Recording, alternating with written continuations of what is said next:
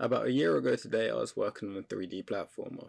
I learned a lot during that time, but unfortunately the project never really took off. Over the last few days I wanted to revisit this idea. I quickly made myself a character which I can move around and built a rough level to help introduce the game for when I send the build out to my friends to playtest. Very quickly I realised I wanted something else other than running and jumping to make the game more fun. I thought back over the types of 2D platformers I liked and realised that most of the time there was some kind of combat element involved. Even Super Mario has Goombas you can stomp on. So I set off and done what I hope any game developer would do next. I started prototyping.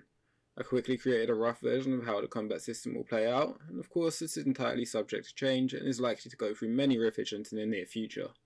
Similar to Hollow Knight, I wanted the player to be able to attack in the 4 cardinal directions. I quickly blew through a couple of ways of implementing this before settling on box casting in the direction of the player that was moving. While not quite perfect, this works roughly how I wanted it to, and all I had to do now was create an enemy to unleash my wrath upon. This wasn't a particularly complex task. All the enemy has to do for now is walk towards the player and be able to take a few hits. My test subject here compares its distance to the player against its provided search radius. If the player is within this radius, then it starts floating towards the player.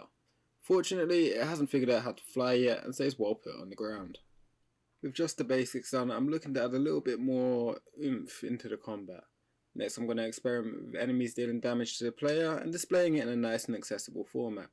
When dealing damage, the player or the enemy should really be knocked back, and I might even add in a little bit of screen shake when this happens. When the enemy dies, I don't really like how it just sits there standing and staring at you. I'll do something about that. That's all for now.